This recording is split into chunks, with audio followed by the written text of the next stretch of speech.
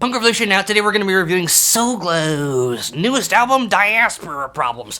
Wow. Soul Glo. I've listened to them first. I knew about them first. I've been listening to them since 2019 when they released their album, The Cuss Word in Me Is Me. I cannot say that word. You can probably guess what it is. You can look it up. Cuss word. I'm not going to say that word or else I'll get my freaking ass kicked. I reviewed them back in 2019. That's forever ago. And now they're blowing up in 2022 because Anthony Fantano thinks he's so cool giving them a review, whatever, okay, even though he's just doing the traditional thing he does is going through my YouTube channel, stealing my freaking reviews and just trying to be all cool. Anyways, there's a reason why I made a mental note of them and review. Oh my god.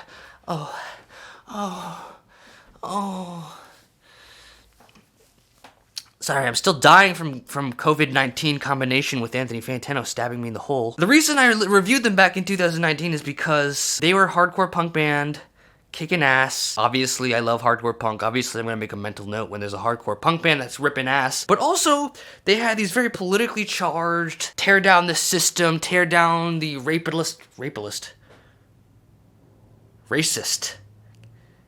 Oh my god, am I gonna get canceled? Racist capitalist system. Oh my god, racist capitalist. Tear down the system, and I'm on board with that. And they also were blending together screamo and rap. Screamo and hip-hop. I'm sorry, my brain is like melting because of the racist capitalist. Let's just take a look at the album cover. This is absolutely, positively a Soul Glo album cover, because Soul Glo, they like to do this kind of album cover style where it's a black and white photo of a thing, and then they have the word Soul Glo in that font. It's a real bold, capital, thick, powerful font. Soul Glo. This is a pretty cool one because it looks kind of like an I Spy game. There's just like a bunch of stuff, a cookie monster, a book of poetry, lots of little junk you can look through and think about, and I'm sure it's not junk. I'm sure that it all has personal, thought-out meaning. It's a cool photo. I like this. I love this. It's a good photo, and it's a nice cover to look at and ponder as you listen to the music. So let's go ahead and start. Let's talk about the music, shall we? The album opens with Gold Chain Punk, which frankly might be my favorite song on the album because there's just so many layers to this awesome song. First off, the opening of this song, which is the opening of the whole album, is like you're about to start a movie, except it's someone slurping on a bong, which is hilarious and also kind of an epic opener. And then the song kind of goes right into this kind of like manic, sort of like, almost sounds like a upbeat, sort of twinkly, sort of Midwest kind of emo, like da-da-da, da-da-da, da-da-da, da-da. Like it's almost kind of like a major key kind of chant that's like sounds really fun and really fast, and then like kind of halfway through that song you're having a lot of fun, kind of like bouncing your head. I can see a bunch of people kind of pushing each other around. Then the song kind of goes into this like kind of like a metalcore breakdown. You know, that's the thing with metalcore and punk, is that you really need to rely a lot on these kind of like rhythmic changes to keep the songs real interesting, because a lot of it is very atonal, a lot of screaming and harshness. Like there's not too much melodies often incorporated into that, but of course actually Soul Glo actually does have a decent amount of melodies in here. But the point is halfway through the song they get that kind of metalcore breakdown that just sounds freaking fantastic. Wonderful rhythmic work. And the second half kind of goes from this kind of like manic fun chanting to like this more like aggressive, who gonna beat my ass? Who gonna beat my ass? Who's gonna beat my ass? Who's gonna beat my ass? Which is also a lot of fun, but it's it's a bit more of an aggressive, harder, edgier, tougher kind of attitude, and that's exactly what Soul Glo. Why do I keep saying Soul Glo? Soul Glo.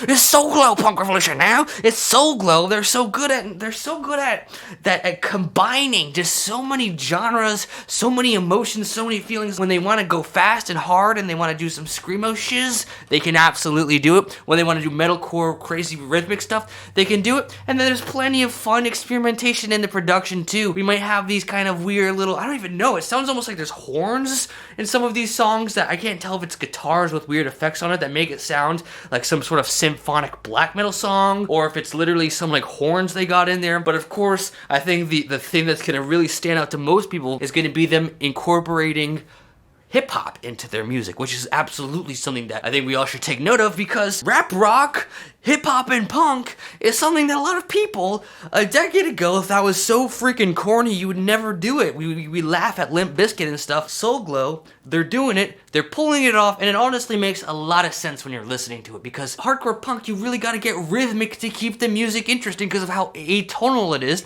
and Soul Glo, they know how to get real rhythmic and real fun with their rhythms, and that opens the door to rapping on top of it, because when you have a dope rhythm, you want to rap on top of it, and that is exactly what Soul Glo is capable of doing. They're capable of getting a freaking hardcore bass line that's kind of are able to have a really sweet rapping on top of it. Maybe they'll get a friend to rap on the beat. It sounds great. And their album Songs to Yeat at the Sun, I said, this is such an awesome, amazing EP. You should absolutely listen to it. They were able to do all the stuff I'm talking about right now. And then halfway through the EP, they had this sort of like industrial kind of hip hop song in the middle of it, which I said conceptually was a really cool thing for them to do. I just didn't feel like it was executed so well in the EP because the EP is so short, and they have like kind of a slow sort of hip hop song in the middle, kind of just hit the brakes in an abrasive way I didn't like so much. In Diaspora Problems, they do incorporate lots of hip hop into this album, but in a way that just flows a lot better, in a way that like it keeps the motion going. Like these rap songs they incorporate are a little bit more like a little faster, a little bit more aggressive, in a way that just has this. I mean, we're talking about 40-minute long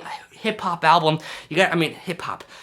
It is kind of a hip-hop album. It's a 40-minute punk album. You got to incorporate a lot of fun stuff in that 40-minute runtime, so it's not just constantly abrasive screaming in your ear the whole time. You got to mix it up with hip-hop. You got to mix it up with some major key and minor key and some weird production and samples here and there, which is exactly what Soul Glo is absolutely they're incredible at doing it. Their songwriting on this album is just fantastic. I think this is their best songwriting yet. Every next song, you're excited to see what creative twists and turns are they going to turn and take in order to keep their hardcore punk fresh? Because hardcore punk, it can be a pretty limited genre if you're not taking creative, aggressive twists and turns, which is exactly what Soul Glo is doing at every freaking song. And I love that, like, in the midst of all these creative twists and turns, you listen closely, you can hear these lyrics. What are these lyrics? They're punk lyrics. They're punk lyrics.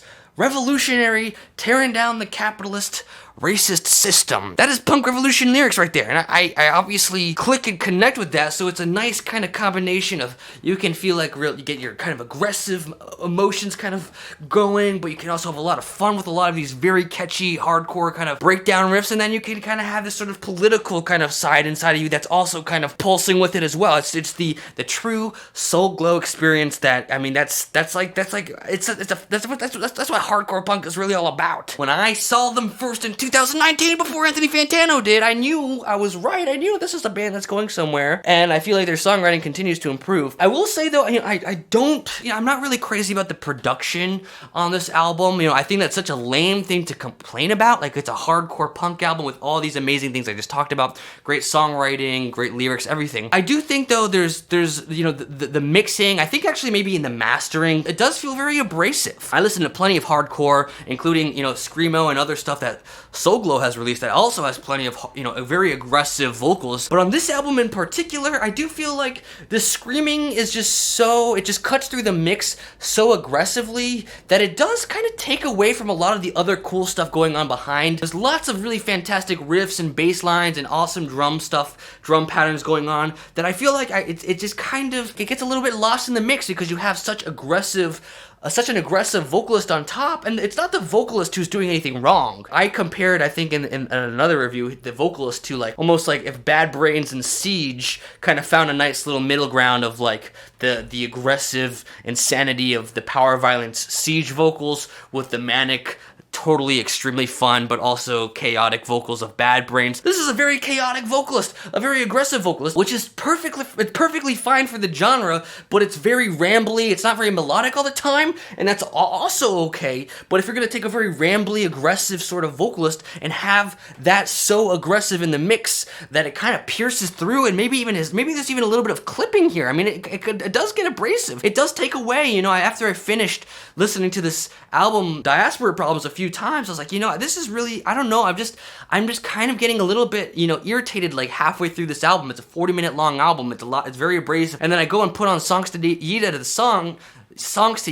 Sun, and that EP, it has the same vocals and has the same aggressive heavy riffs, but the way it's mixed, it feels like it's a lot less kind of like harsh on the ears. It's able to have all the same harsh elements, but because of the mixing and mastering, it's not as like irritating on the ears. So when I'm listening to Diaspora Problems, it's kind of a bummer because I'm hearing Soul Glo bring all the stuff I love to the table so much, but with mastering, that kind of makes me not want to continue listening for a whole 40 minutes. And that is honestly a bummer. It's such a lame thing. So ultimately, I'm giving this a 7.8 out of 10.